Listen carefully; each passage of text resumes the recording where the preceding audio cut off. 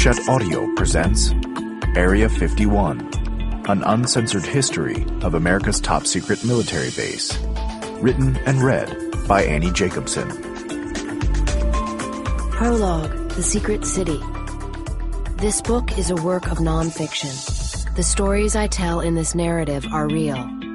None of the people are invented. Of the 74 individuals interviewed for this book with rare, first-hand knowledge of the secret base, 32 of them lived and worked at Area 51. Area 51 is the nation's most secret domestic military facility. It is located in the high desert of southern Nevada, 75 miles north of Las Vegas. Its facilities have been constructed over the past 60 years around a flat, dry lake bed called Groom Lake. The U.S. government has never admitted it exists.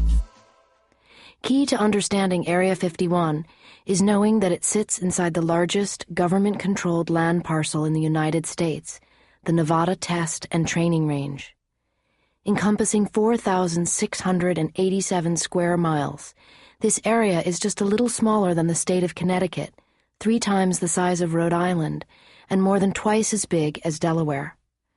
Set inside this enormous expanse is a smaller parcel of land, 1,350 square miles, called the Nevada Test Site, the only facility like it in the continental United States. Beginning in 1951, on the orders of President Harry Truman, 105 nuclear weapons were exploded above ground at the site, and another 828 were exploded underground in tunnel chambers and deep vertical shafts.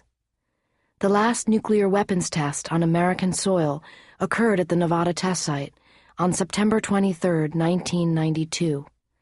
The facility contains the largest amount of weapons-grade plutonium and uranium in the United States not secured inside a nuclear laboratory.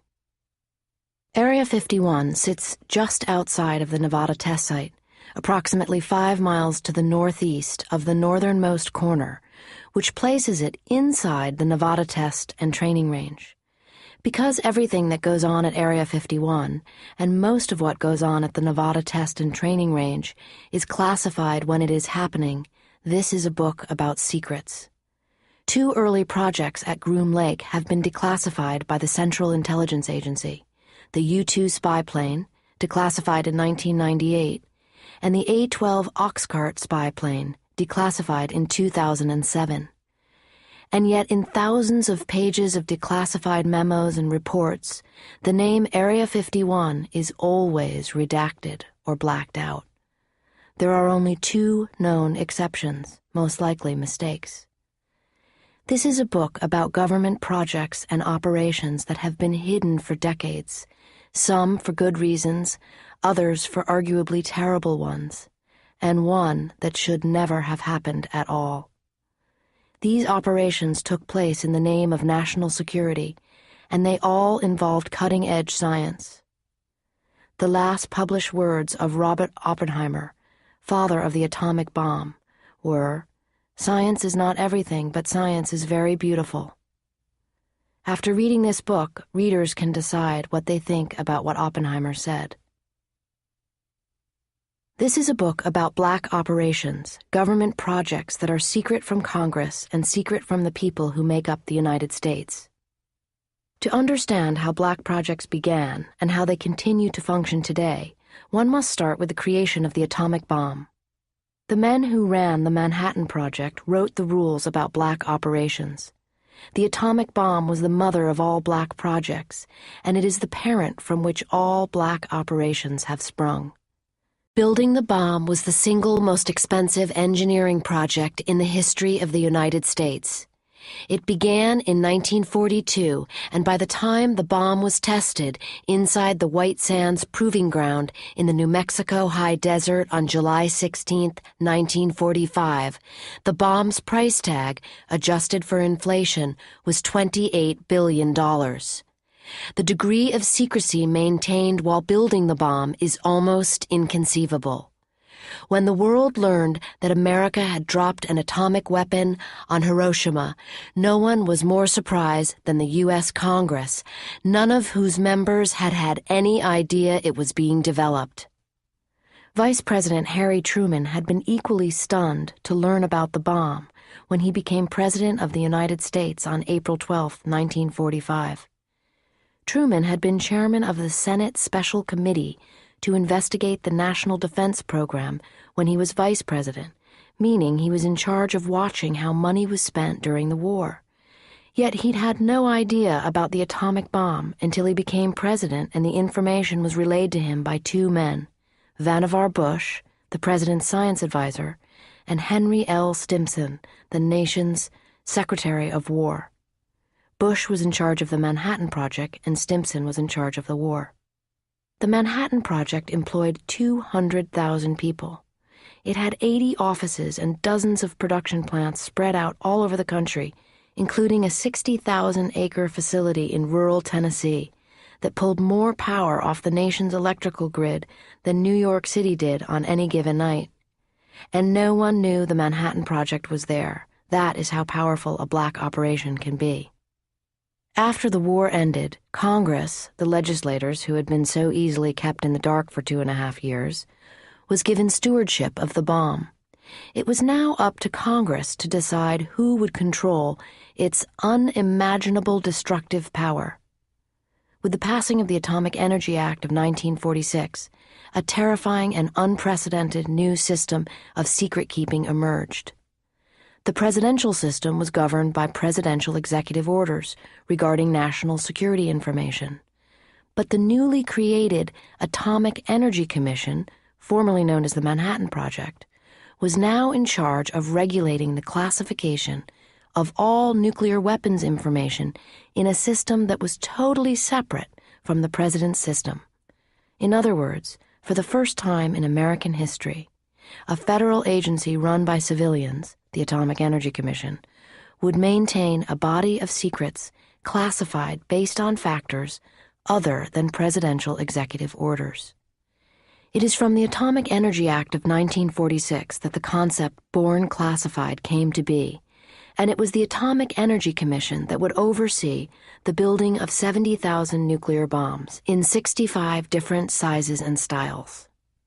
Atomic Energy was the first entity to control Area 51, a fact previously undisclosed, and it did so with terrifying and unprecedented power. One simply cannot consider Area 51's uncensored history without addressing this cold, hard, and ultimately devastating truth. The Atomic Energy Commission's restricted data classification was an even more terrifying anomaly, something that could originate outside the government through the thinking and research of private parties. In other words, the Atomic Energy Commission could hire a private company to conduct research for the commission, knowing that the company's thinking and research would be born classified, and that even the President of the United States would not necessarily have a need to know about it. In 1994, for instance, when President Clinton created, by executive order, the Advisory Committee on Human Radiation Experiments to look into secrets kept by the Atomic Energy Commission, certain records involving certain programs inside and around Area 51 were kept from the president on the grounds that he did not have a need to know. 2 of these programs, still classified, are revealed publicly for the first time in this book. One of the Atomic Energy Commission's former classifications officers, Donald Woodbridge, characterized the term "born classified" as something that gives the professional classificationist unanswerable authority. Area 51 lives on as an example. Of the Atomic Energy Commission's many facilities across the nation, it is now called the Department of Energy, the single largest facility is, and always has been, the Nevada Test Site. Other parts of the Nevada Test and Training Range would be controlled by the Department of Defense. But there were gray areas, like Area 51, craggy mountain ranges and flat, dry lake beds, sitting just outside the official borders of the Nevada Test Site and not controlled by the Department of Defense. These areas are where the most secret projects were set up. No one had a need to know about them. And for decades, until this book was published, no one would. Chapter 1. The Riddle of Area 51. Area 51 is a riddle. Very few people comprehend what goes on there, and millions want to know. To many, Area 51 represents the Shangri-La of advanced espionage and warfighting systems. To others, it is the underworld of aliens and captured UFOs. The truth is that America's most famous, secret, federal facility was set up in order to advance military science and technology faster and further than any other foreign powers in the world. Why it is hidden from the world in southern Nevada's high desert, within a ring of mountain ranges, is the nexus of the riddle of Area 51. To enter Area 51 requires a top-secret security clearance and an invitation from the uppermost echelons of U.S. military or intelligence agency elite. The secrecy oath that is taken by every individual who visits the base before arriving there is both sacred and legally binding. For those without an invitation, to get even the slimmest glimpse of Area 51 requires extraordinary commitment, including a 10-hour block of time, a four-wheel drive vehicle, and a pair of good hiking boots. Through binoculars from the top of a mountain called Tikaboo Peak, located 26 miles east of Area 51, one can, on occasion, see a flicker of activity. Daylight hours are bad for viewing because there is too much atmospheric heat distortion coming off the desert floor to differentiate airplane hangars from sand. Nighttime is the best time to witness the advanced technology that defines Area 51. Historically, it has been under the cover of darkness that secret airplanes and drones are flight tested before they are sent off on missions around the world. If you stand on Tikaboo Peak in the dead of night and look out across the darkened valley for hours, suddenly the Area 51 runway lights may flash on. An aircraft slides out from inside a hangar and rolls up to its temporarily illuminated runway. After a brief moment, it takes off, but by the time the wheels leave the ground, the lights have cut out and the valley has been plunged back into darkness. This is the Black World. According to most members of the Black World who are familiar with the history of Area 51, the base opened its doors in 1955 after two CIA officers, Richard Bissell and Herbert Miller, chose the place to be the test facility for the agency's first spy plane, the U-2. Part of Area 51's secret history is that the so-called Area 51 zone had been in existence for 4 years by the time the CIA identified it as a perfect clandestine test facility. Never before disclosed is the fact that Area 51's first customer was not the CIA, but the Atomic Energy Commission. Beginning in 1951, the Atomic Energy Commission used its parallel system of secret-keeping to conduct radical and controversial research, development, and engineering, not just on aircraft, but also on pilot-related projects, entirely without oversight or ethical controls. That the Atomic Energy Commission was not an agency that characteristically had any manner of jurisdiction over aircraft and pilot projects — their business was nuclear bombs and atomic energy — speaks to the shadowy shell game aspect of Black World operations at Area 51. If you move a clandestine, highly controversial project into a classified agency that does not logically have anything to do with such a program, the chances of anyone looking for it there are slim. For more than 60 years, no one has thought of looking at the Atomic Energy Commission to solve the riddle of Area 51. In 1955, when the Central Intelligence Agency arrived at Area 51, its men brought with them the U.S. Air Force as a partner in the nation's first peacetime aerial espionage program. Several other key organizations had a vested interest in the spy plane project and were therefore briefed on Area 51's existence and knew that the CIA and Air Force were working in partnership there. Agencies included NACA, the National Advisory Committee for Aeronautics, NASA's forerunner, and the Navy, both of which provided cover stories to explain airplanes flying in and out of a military base that didn't officially exist. The National Photographic Interpretation Center, NPIC, the agency that would interpret the photographs the U-2 collected on spy missions abroad, was also informed about the area. From 1955 until the late 1980s, these federal agencies, as well as several other clandestine government organizations born in the interim, including the National Reconnaissance Office, NRO, the National Security Agency, NSA, and the Defense Intelligence Agency, DIA, all worked together behind a barrier of secrecy on Area 51 programs. But very few individuals outside of an elite group of federal employees and Black World contractors with top-secret clearances had confirmation that the secret base really was there until November of 1989. That is when a soft-spoken, bespectacled, 30-year-old native Floridian named Robert Scott Lazar appeared on Eyewitness News in Las Vegas with an investigative reporter named George Knapp and revealed Area 51 to the world. Out of the tens of thousands of people who had worked at Area 51 over the years, Lazar was the only individual who broke the oath of silence in such a public way. Whether one worked as a scientist or a security guard, an engineer or an engine cleaner, serving at Area 51 was both an honor and a privilege. The secrecy oath was sacred, and the veiled threats of incarceration no doubt helped people keep it. With Bob Lazar, more than 4 decades of Area 51's secrecy came to a dramatic end.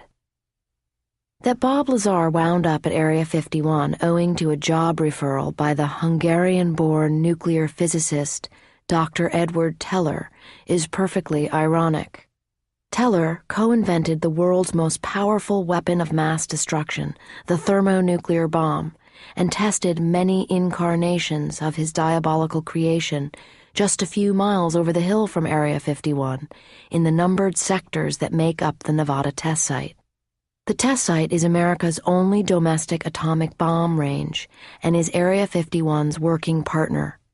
Area 12, Area 19, and Area 20, inside the test site's legal boundaries, are just some of the parcels of land that bear Dr. Teller's handprint: charred earth, atomic craters, underground tunnels contaminated with plutonium. Area 51 sits just outside. Bob Lazar first met Edward Teller in Los Alamos, New Mexico, in June of 1982, when Lazar was only 23 years old. Lazar was working at the Los Alamos Nuclear Laboratory in radioactive particle detection as a contractor for the Kirk-Meyer Corporation when he arrived early for a lecture Teller was giving in the lab's auditorium. Before the lecture, Lazar spotted Teller reading the Los Alamos Monitor, where, as coincidence would have it, there was a page-one story featuring Bob Lazar and his new invention, the jet car. Lazar seized the opportunity.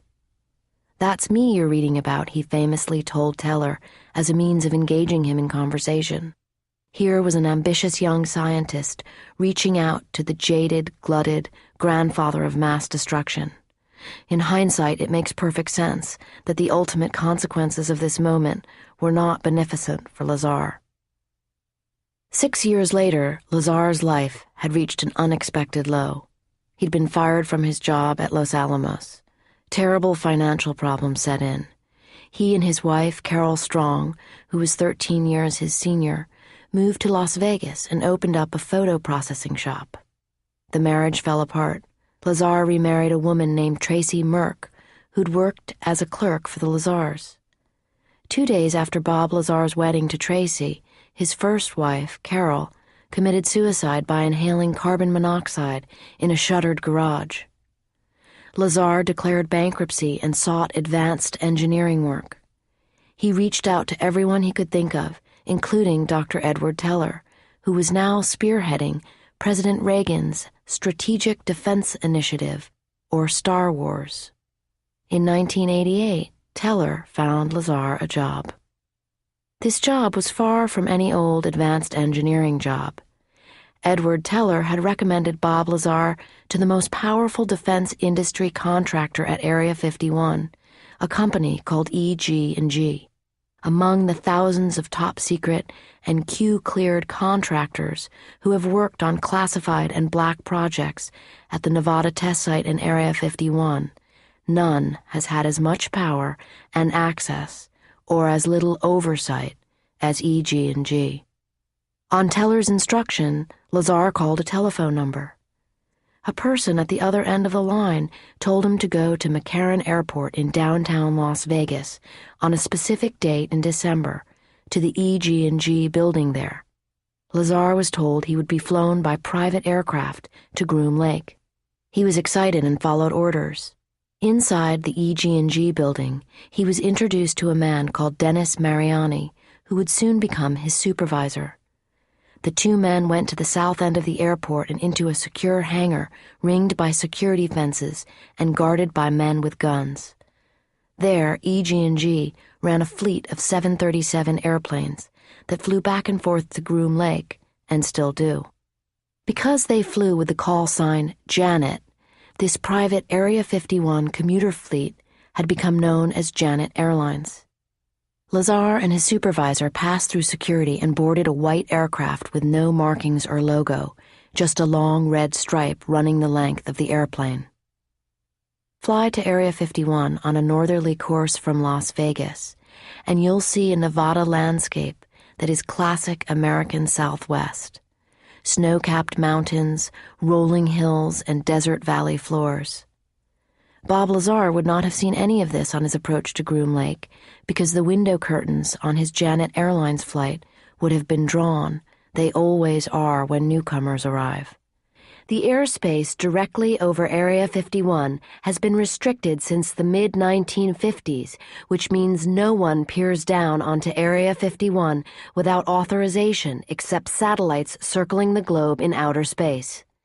By the time Lazar arrived, the 575-square-mile airspace had long been nicknamed the Box, and Air Force pilots at nearby Nellis Air Force Base know never to enter it. Distinctly visible at the very center of Area 51's Box sits a near-perfect 6-mile diameter endoheaic basin, also known as a dry lake. It was the lakebed itself that originally appealed to the CIA. For decades, it has doubled as a natural runway for Area 51's secret spy planes. Almost everything visible on approach to Area 51 from the air is restricted government land. There are no public highways, no shopping malls, no 20th century urban sprawl.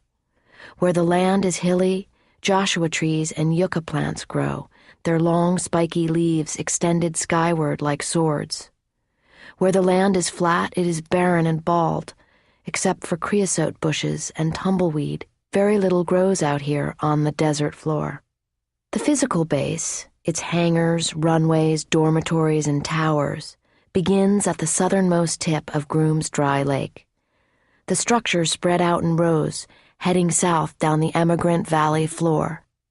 The hangar's metal rooftops catch the sunlight and reflect up as the Janet airplane enters the box. A huge antenna tower rises up from the desert floor. The power plant's cooling tower comes into view, as do the antennas on the radio shop roof, located at the end of one of two perpendicular taxiways. Radar antennas spin.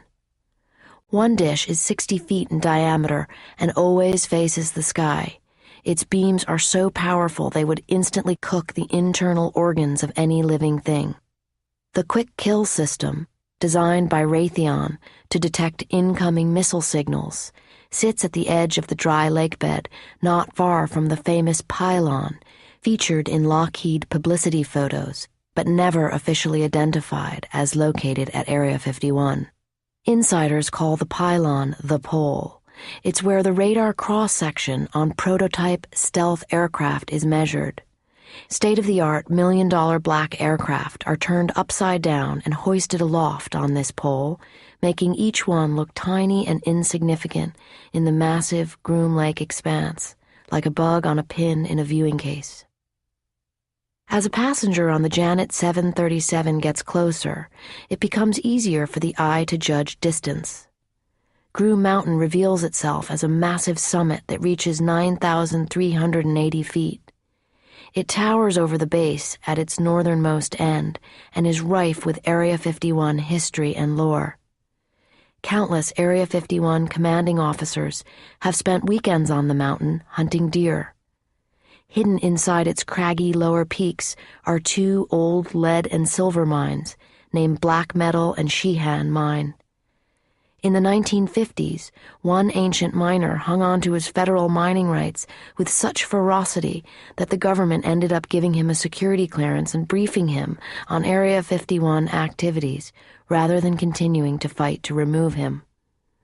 The miner kept the secrecy oath and took Area 51's early secrets with him to the grave. At the southernmost end of the base sits a gravel pit and concrete mixing facilities that are used to construct temporary buildings that need to go up quick.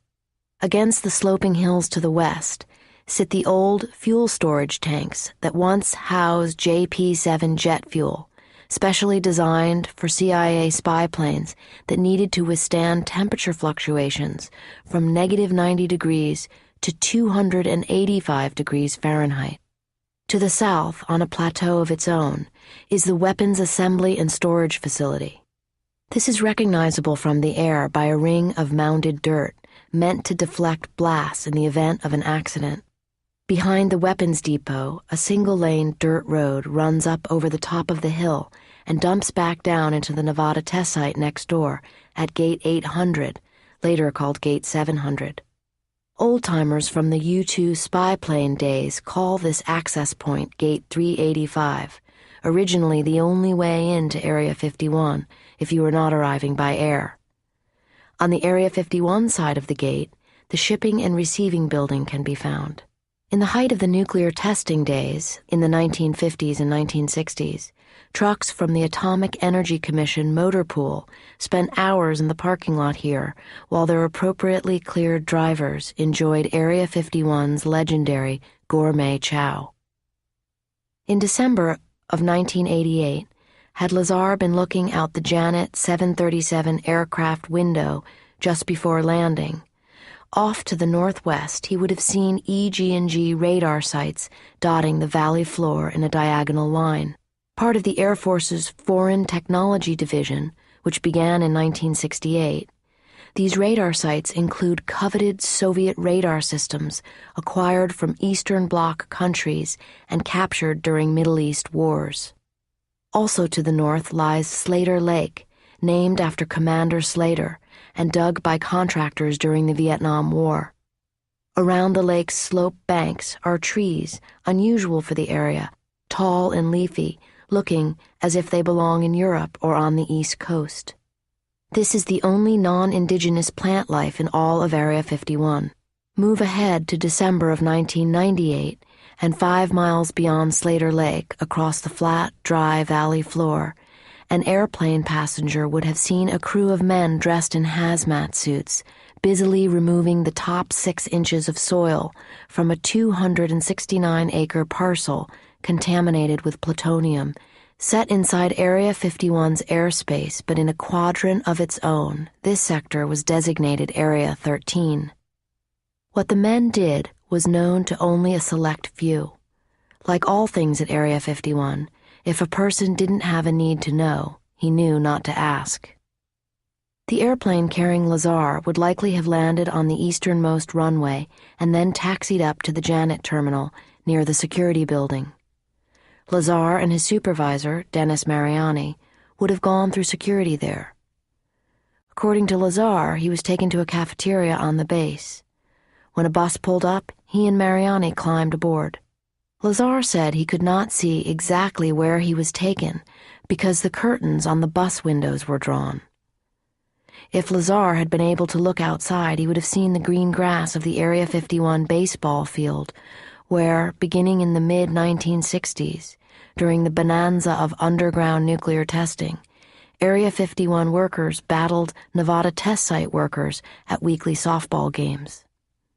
Lazar's bus would have also driven past the outdoor tennis courts where Dr. Albert Whelan, the former mayor of Area 51, loved to play tennis matches at midnight. Lazar would have passed the swimming pool where CIA project pilots trained for ocean bailouts by jumping into the pool wearing their high-altitude flight suits. Lazar would have passed the Area 51 bar, called Sam's Place, built by and named after the great Area 51 navigator, Sam Pizzo, and in which a photograph of a nearly naked Sophia Loren used to drive men wild. In December of 1988, Lazar had no idea he was stepping into a deep, textured, and totally secret history. He couldn't have known it because the men described above wouldn't tell their stories for another 20 years, not until their CIA project was declassified and they spoke on the record for this book. But Lazar's arrival at Area 51 made its own kind of history, albeit in a radical and controversial way. In making Area 51 public, as he subsequently did, Lazar transformed the place from a clandestine research, development, and test flight facility into a national enigma. From the moment Lazar appeared on Eyewitness News in Las Vegas, making utterly shocking allegations, the public's fascination with Area 51, already percolating for decades, took on a life of its own. Movies, television shows, record albums, and video games would spring forth, all paying homage to a secret base that no outsider could ever visit. According to Lazar, that first day he was at Area 51, he was driven on a bumpy dirt road for approximately 20 or 30 minutes before arriving at a mysterious complex of hangars built into the side of a mountain somewhere on the outskirts of Groom Lake. There, at an outpost facility Lazar said was called S4, he was processed through a security system far more intense than the one he'd been subjected to just a little earlier at Area 51's primary base. He signed one document allowing his home telephone to be monitored and another that waived his constitutional rights. Then he was shown a flying saucer and told it would be his job to reverse engineer its anti-gravity propulsion system. All told, there were 9 saucers at S4, Lazar said. He said he was given a manual that explained that the flying saucers had come from another planet. Lazar also said he was shown drawings of beings that looked like aliens, the pilots, he inferred, of these outer space crafts. According to Lazar, over the following winter, he worked at S4 mostly during the night for a total of approximately 10 days. The work was intense but sporadic, which frustrated him. Sometimes he worked only one night a week. He longed for more. He never told anyone about what he was doing at S4, not even his wife Tracy or his best friend Gene Huff. One night in early March of 1989, Lazar was being escorted down a hallway inside S4 by 2 armed guards when he was ordered to keep his eyes forward. Instead, curiosity seized Bob Lazar. He glanced sideways through a small 9-by-9-inch window, and for a brief moment, he said, he saw inside an unmarked room. He thought he saw a small gray alien with a large head standing between 2 men dressed in white coats. When he tried to get a better look, he was pushed by a guard who told him to keep his eyes forward and down. For Lazar, it was a turning point. Something shifted in him, and he felt he could no longer bear the secret of the flying saucers, or what was maybe an alien but could have been a million things. Like the tragic literary figure Faust, Lazar had yearned for secret knowledge, information that other men did not possess. He got that at S4. But unlike Faust, Bob Lazar did not hold up his end of the bargain. Instead, Lazar felt compelled to share what he had learned with his wife and his friend, meaning he broke his Area 51 secrecy oath. Lazar knew the schedule for the flying saucer test flights being conducted out at Groom Lake, and he suggested to his wife, Tracy, his friend Gene Huff, and another friend named John Lear, a committed ufologist and the son of the man who invented the Learjet, that they come along with him and see for themselves. The group made a trip down Highway 375 into the mountains behind Groom Lake. With them, they brought high-powered binoculars and a video camera. They waited, Sure enough, they said, the activity began. Lazar's wife and friends saw what appeared to be a brightly lit saucer rise up from the mountains that hid the Area 51 base from view. They watched it hover and land. The following Wednesday, they returned to the site. Then they made a third visit on April 5, 1989, this time down a long road leading into the base called Groom Lake Road, which ended in fiasco. The trespassers were discovered by Area 51 security guards, detained and required to show ID. They answered questions for the Lincoln County Sheriff's Department and were let go. The following day, Lazar reported to work at the EG&G building at McCarran Airport. He was met by Dennis Mariani, who informed Lazar that he would not be going out to Groom Lake as planned. Instead, Lazar was driven to Indian Springs Air Force Base. The guard who had caught him the night before was helicoptered in from the Area 51 perimeter to confirm that Bob Lazar was one of the 4 people found snooping in the woods the night before. Lazar was told that he was no longer an employee of EG&G, and if he ever went anywhere near Groom Lake again, alone or with friends, he would be arrested for espionage. During his questioning at Indian Springs, he was allegedly given transcripts of his wife's telephone conversations, which made clear to Lazar that his wife was having an affair. Lazar became convinced he was being followed by government agents. Someone shot out his tire when he was driving to the airport, he said.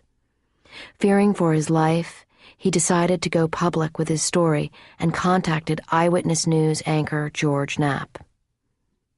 Lazar's TV appearance in November of 1989 broke the station's records for viewers, but the original audience was limited to locals.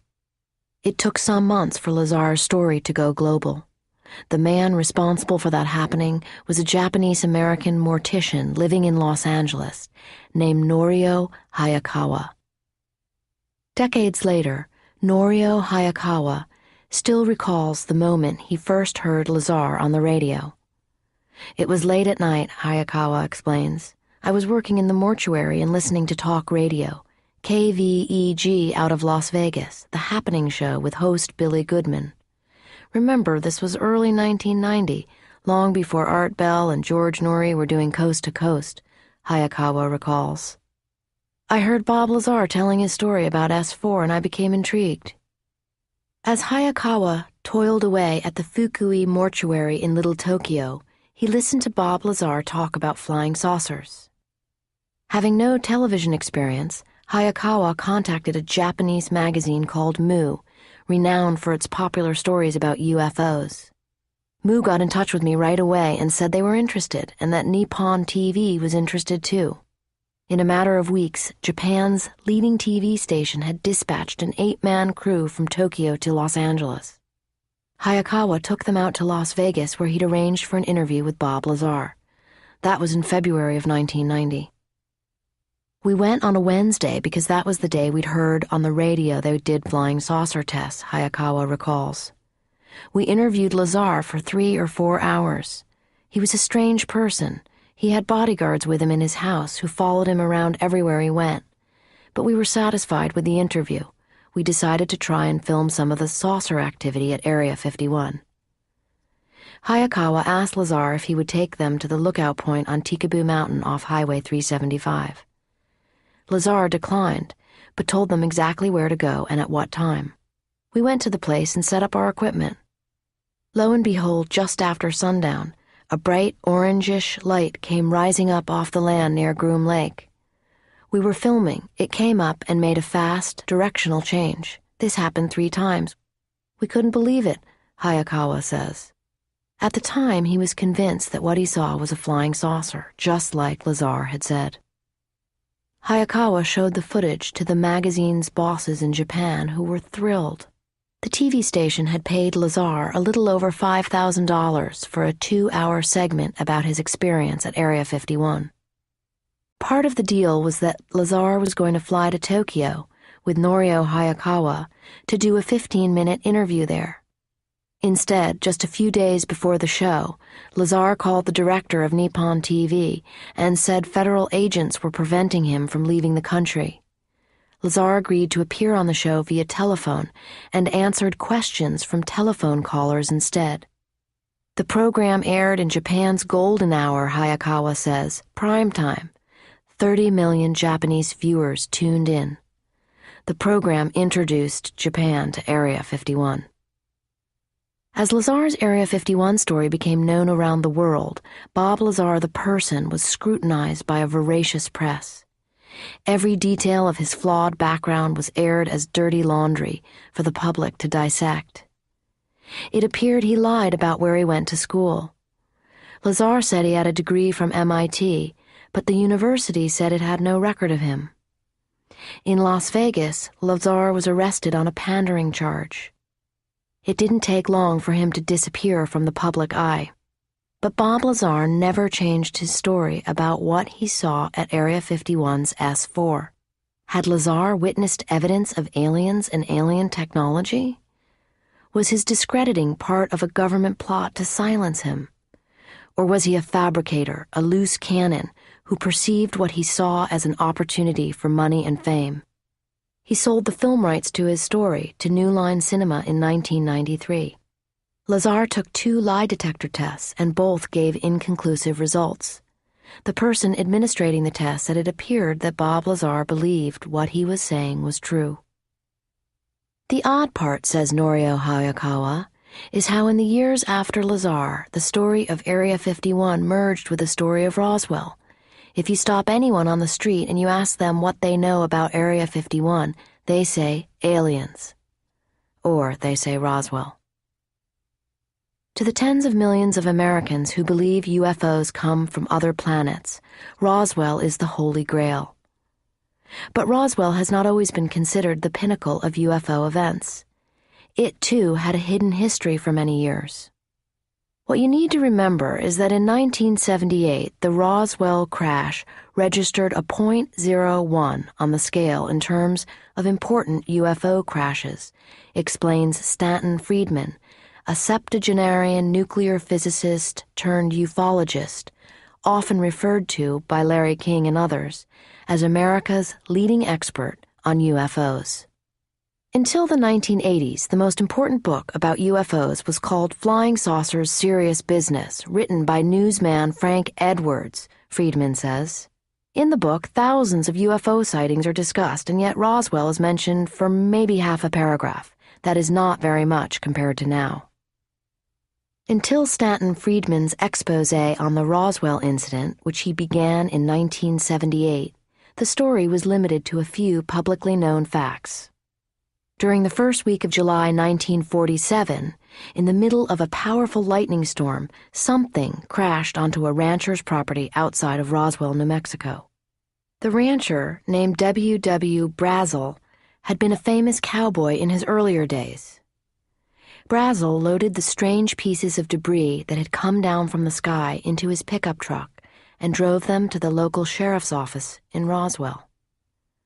From there, Sheriff George Wilcox reported Brazel's findings to the Roswell Army Airfield down the road. The commander of the 509th Bomb Group at the base assigned 2 individuals to the W. W. Brazel case, an intelligence officer named Major Jesse Marcel and a press officer named Walter Haut.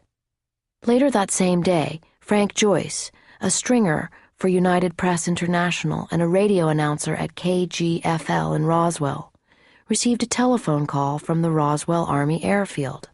It was press officer Walter Haut saying that he was bringing over a very important press release to be read on the air.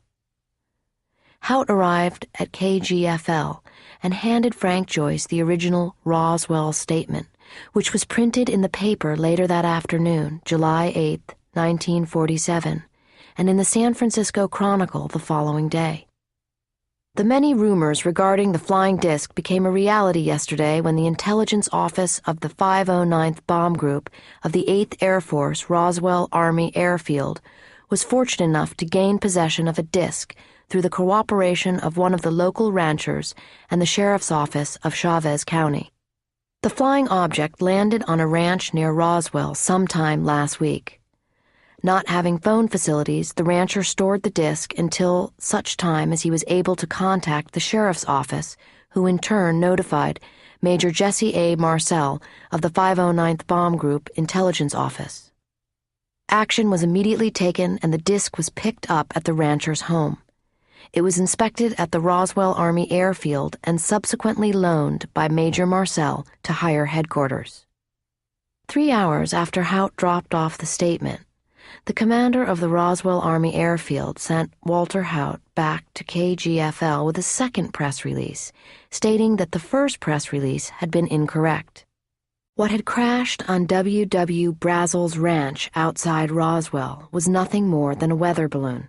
Photographs showing intelligence officer Major Jesse Marcel posing with the weather balloon were offered as proof. The story faded. No one in the town of Roswell, New Mexico, spoke of it publicly for more than 30 years. Then, in 1978, Stan Friedman and his UFO research partner, a man named Bill Moore, showed up in Roswell and began asking questions. Bill and I went after the story the hard way, says Friedman. There was no internet back then. We went to libraries, dug through telephone records, made call after call. After 2 years of research, Friedman and Moore had interviewed more than 62 original witnesses to the Roswell incident. Those interviewed included intelligence officer Major Jesse Marcel and press officer Walter Haut. It turned out that a lot more had happened in Roswell, New Mexico in the first and second week of July 1947 than just a weather balloon crash. For starters, large numbers of the military had descended upon the town. W.W. Brazel was jailed for almost a week. Some witnesses saw military police loading large boxes and crates onto military trucks. Other witnesses saw large boxes being loaded onto military aircraft. The local coroner received a mysterious call requesting several child-sized coffins that could be hermetically sealed. Townsfolk were threatened with federal prison time if they spoke about what they saw. The majority of the stories relayed by the 62 witnesses to UFO researchers Friedman and Moore all had two factors in common. The first was that the crash, which included more than one crash site, involved a flying saucer or round disc. The second assertion was jaw-dropping. Witnesses said they saw bodies. Not just any old bodies, but child-size, humanoid-type beings that had apparently been inside the flying saucer. These aviators had big heads, large oval eyes, and no noses. The conclusion that the majority of the witnesses drew for the UFO researchers was that these child-sized aviators were not from this world. In 1980, a book based on Friedman and Moore's research was published. It was called The Roswell Incident. The lid was off Roswell and the floodgates opened. By 1986, a total of 92 people had come forward with eyewitness accounts of what really had happened back in 1947, Friedman asserts. Ufologists elevated the Roswell incident to sacred status. That is how it became the holy grail of UFOs. When Bob Lazar went public with his story about flying saucers and a small, alien-looking being at S4 just outside the base at Area 51, it would seem to follow Stanton Friedman and his colleagues would champion Bob Lazar's story. Instead, the opposite happened. Bob Lazar is a total fraud, Friedman contends. He has no credibility as a scientist. He said he went to MIT. He did not. He called himself a nuclear physicist, and he is not. I resent that. I got into MIT, and I could not afford to go there. You can't make something like that up and expect to be taken seriously. Friedman says he does not care what Lazar said he saw. He couldn't get past the false statements Lazar made about himself. It was not like Friedman didn't try to have a face-to-face with Lazar. I spoke with Lazar on the telephone in 1990. We arranged to have lunch in Nevada, but he never showed up, Friedman explains. Scientists normally have diplomas. They write papers. They appear in directories. I wanted to ask him why none of that applies to Bob Lazar. I tried to believe him. I was not antithetic to his story. He's obviously a very smart guy, and not just because he could put a jet engine on the back of a car. But my conclusion about him is that he's a total fraud. It is unfortunate that the two men never had lunch. In talking, they might have realized how close to the truth, something far more earthly and shocking than anyone could have imagined, they both were. The true and uncensored story of Area 51 spans more than 7 decades. The Roswell crash is but a thread, and Area 51 itself, the secret spot in the desert, has its origins in places and events far outside the 50 square miles of restricted airspace now known as the Box. It all began in 1938 with an imaginary war of the worlds. Chapter 2. Imagine a War of the Worlds. On Halloween Eve in 1938, mass hysteria descended upon New Jersey as CBS Radio broadcast a narrative adaptation of Victorian-era science fiction novel The War of the Worlds. Listening to the live radio play, many people became convinced that Martians were attacking Earth in New Jersey and killing huge numbers of Americans. "Ladies and gentlemen," the show's narrator began, "we interrupt our program of dance music to bring you a special bulletin." A huge, flaming meteorite had crashed into farmland at Grover's Mill, 22 miles north of Trenton, listeners were told. Frank Reddick, playing Carl Phillips, a CBS reporter claiming to be physically on scene, delivered a breaking report. "The object doesn't look very much like a meteor," Phillips said, his voice shaky. "It looks more like a huge cylinder. The metal casing is definitely extraterrestrial." Things quickly moved from harmless to malevolent, and Phillips began to scream. "Ladies and gentlemen, this is the most terrifying thing I have ever witnessed. Someone's crawling out of the hollow top." Phillips explained that extraterrestrial beings had begun wriggling their way out of the crashed craft, revealing bodies as large as bears but with snake-like tentacles instead of limbs. "The woods were ablaze," Phillips screamed. "Barns were burning down, and the gas tanks of parked automobiles had been targeted to explode." Radio listeners heard wailing and then silence, indicating the newsman was now dead.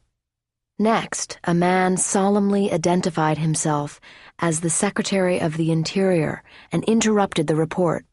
"Citizens of the nation," he declared, "I shall not try to conceal the gravity of the situation that confronts the country." Scores were dead, including members of the New Jersey police force. The U.S. Army had been mobilized.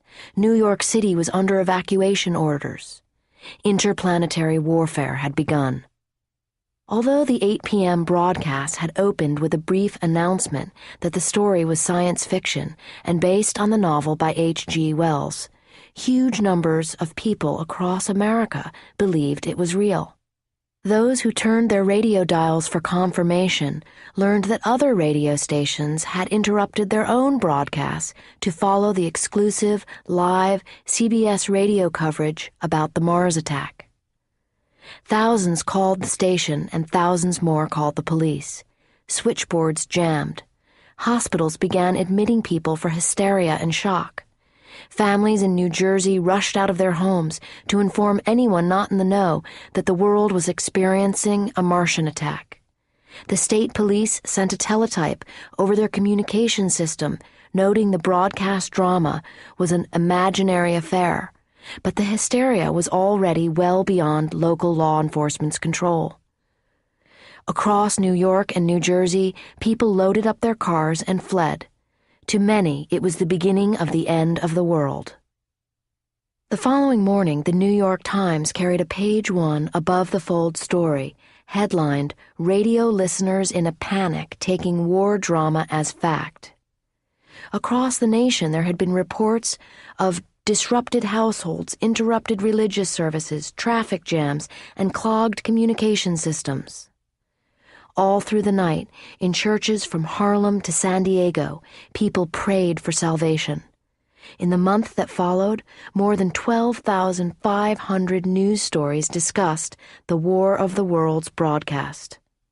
The Federal Communications Commission, FCC, opened an investigation, but in the end decided not to penalize CBS, largely on the grounds of freedom of speech. It was not the FCC's role to censor what shall or shall not be said over the radio. Commissioner T.A.M. Craven said, "The public does not want a spineless radio." The 1938 War of the Worlds broadcasts tapped into the nation's growing fears.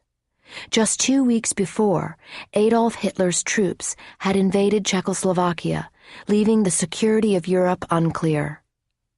Rapid advances in science and technology, which included radar, jet engines, and microwaves, left many Depression-era Americans overwhelmed by how science might affect a coming war. Death rays and murderous Martians may have been pure science fiction in 1938, but the concepts played on people's fears of invasion and annihilation. Man has always been afraid of the sneak attack, which is exactly what Hitler had just done in Czechoslovakia and what Japan would soon accomplish at Pearl Harbor.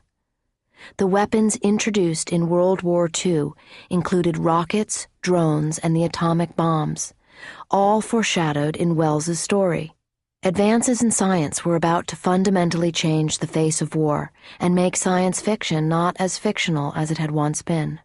World War II would leave 50 million dead.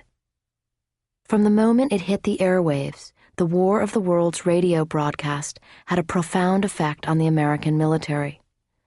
The following month, a handful of military listeners relayed their sanitized thoughts on the subject to reporters with the Associated Press. What struck the military listeners most about the radio play was its immediate emotional effect, the officials told the AP. Thousands of persons believed a real invasion had been unleashed. They exhibited all the symptoms of fear, panic, determination to resist, desperation, bravery, excitement, or fatalism that real war would have produced, which in turn shows the government will have to insist on the close cooperation of radio in any future war. What these military men were not saying was that there was serious concern among strategists and policymakers that entire segments of the population could be so easily manipulated into thinking that something false was something true. Americans had taken very real physical actions based on something entirely made up. Pandemonium had ensued.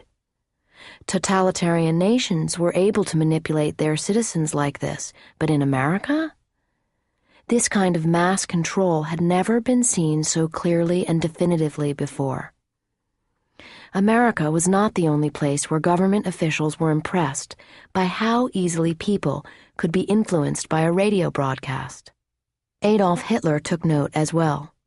He referred to the Americans' hysterical reaction to the War of the Worlds broadcast in a Berlin speech, calling it evidence of the decadence and corrupt condition of democracy. It was later revealed that in the Soviet Union, Joseph Stalin had also been paying attention, and President Roosevelt's top science advisor, Vannevar Bush, observed the effects of the fictional radio broadcast with a discerning eye. The public's tendency to panic alarmed him, he would later tell W. Cameron Forbes, his colleague at the Carnegie Institution. 3 months later, alarming news again hit the airwaves, but this time it was pure science, not science fiction. On January 26, 1939, the Carnegie Institution sponsored a press conference to announce the discovery of nuclear fission to the world. When the declaration was made that 2 German-born scientists had succeeded in splitting the atom, a number of physicists who were present literally ran from the room. The realization was as profound as it was devastating. If scientists could split one atom, then surely they would be able to create a chain reaction of splitting atoms, the result of which would be an enormous release of energy. 3 months later, the New York Times reported that scientists at a follow-up conference were heard arguing over the probability of some scientists blowing up a sizable portion of the Earth with a tiny bit of uranium. This was the terrifying prospect now facing the world. Science discovers real Frankenstein, headlined an article in the Boston Herald that went on to explain that now an unscrupulous dictator lusting for conquest could wipe Boston, Worcester, and Providence out of existence. Vannevar Bush disagreed with the popular press. The real danger in the discovery of fission, he told Forbes, was not atomic energy, but the public's tendency to panic over things they did not understand. To make his point, Bush used the War of the Worlds radio broadcast as an example. Atomic energy, it turned out, was far more powerful than anything previously made by man. 6 years and 7 months after the announcement of the discovery of fission, America dropped atomic bombs on Hiroshima and Nagasaki, essentially wiping out both of those cities and 250,000 people living there. President Roosevelt had appointed Vannevar Bush to lead the group that made the bomb. Bush was the director of the Manhattan Project, the nation's first true black operation, and he ran it with totalitarian-like control. When the Japanese Empire surrendered, Vannevar Bush did not rejoice so much as ponder his next move. For 18 days, he watched as Joseph Stalin marched Soviet troops into Eastern Asia, positioning his Red Army forces in China, Manchuria, Sakhalin Island, and North Korea. When the fighting finally stopped, Bush's response had become clear. He would convince President Truman that the Soviet Union could not be trusted. In facing down America's new enemy, the nation needed even more advanced technologies to fight future wars. The most recent war might have ended, but science needed to stay on the forward march. As Americans celebrated peace, after the atomic bombs were dropped on Hiroshima and Nagasaki, public opinion polls showed that more than 85% of Americans approved of the bombings. Vannevar Bush and members of the War Department began planning to use the atomic bomb again in a live test, a kind of mock nuclear naval battle which they hoped could take place the following summer in the Marshall Islands in the Pacific. There, in a deep lagoon at Bikini Atoll, dozens of captured Japanese and German warships would be blown up using live nuclear bombs. The operation would illustrate to the world just how formidable America's new weapons were. It would be called Operation Crossroads. As its name implied, the event marked a critical juncture. America was signaling to Russia that it was ready to do battle with nuclear bombs. In less than 1 year, Operation Crossroads was in full swing on Bikini Atoll, a 25-mile ring of red coral islands encircling a clear blue lagoon. A July 1946 memo, one of many marked secret, instructed the men not to swim in the lagoon wearing red bathing trunks. There were barracuda everywhere. Word was that the fanged-toothed fish would attack swimmers without warning. The natives of Bikini, all 161 of them, were led by a king named Judah, but in July of 1946, none of them were on Bikini Atoll anymore. The U.S. Navy had evacuated the natives to Rongerik Atoll, 125 miles to the east. The upcoming 3-bomb atomic test series would make their homeland unsafe for a while, the natives were told, but it was going to help ensure world peace. On the shores of the atoll, a young man named Alfred O'Donnell lay in his Quonset hut listening to the wind blow and the rain pound against the reinforced sheet metal roof above him. He was unable to sleep. The reason was because I had too much to worry about, O'Donnell explains, remembering Crossroads after more than 60 years. Is everything all right?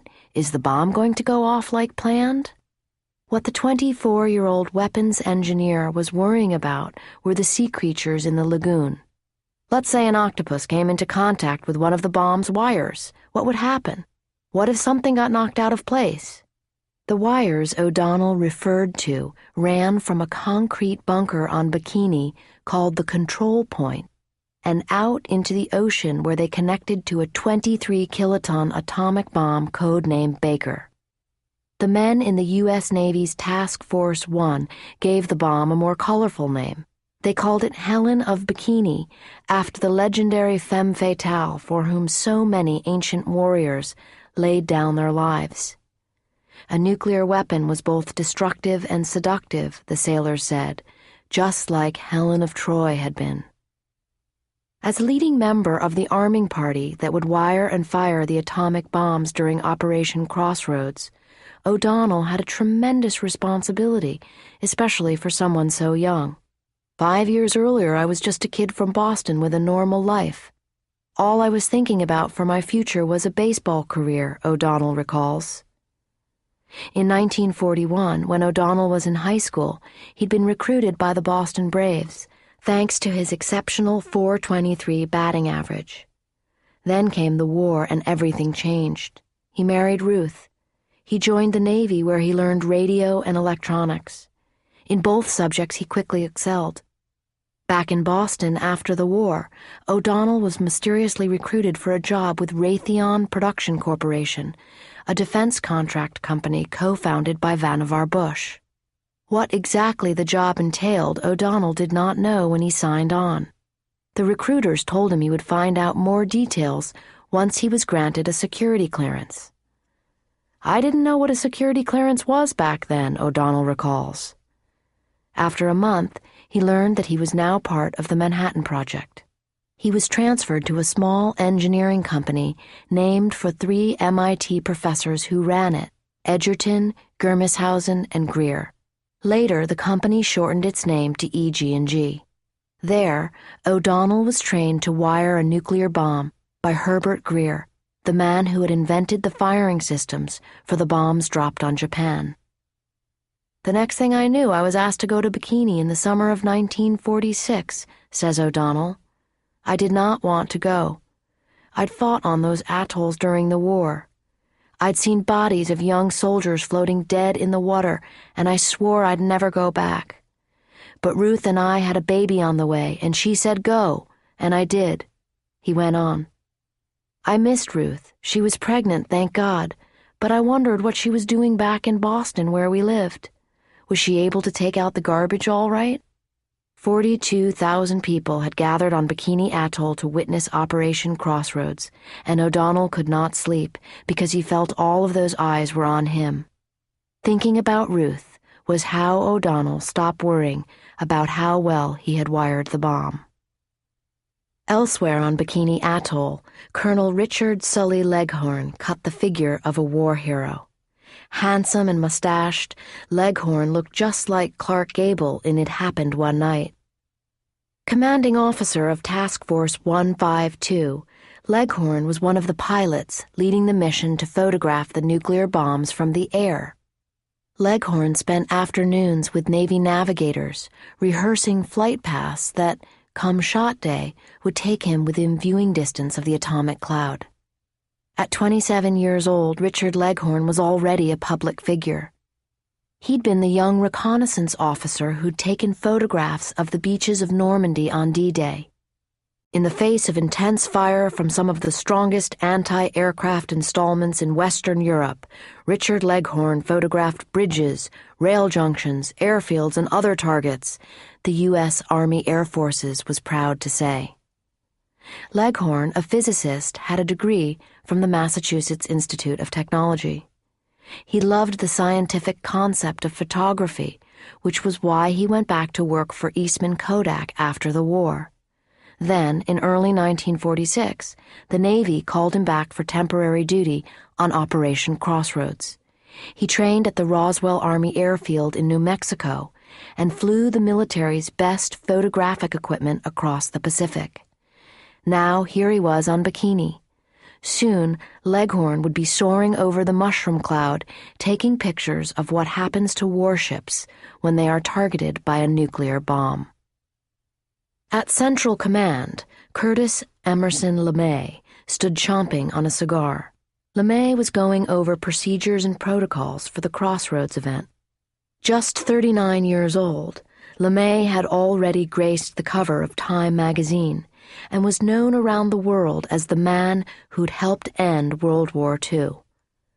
By the time he was 45, Curtis LeMay would become the youngest four-star general in the U.S. military since Ulysses S. Grant.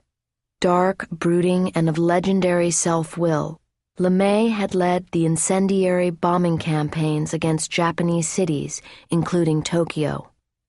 When the napalm bombs didn't end war in the Pacific, President Truman authorized LeMay to lead the 509th Operations Group based on Tinian Island to drop the Hiroshima and Nagasaki atomic bombs.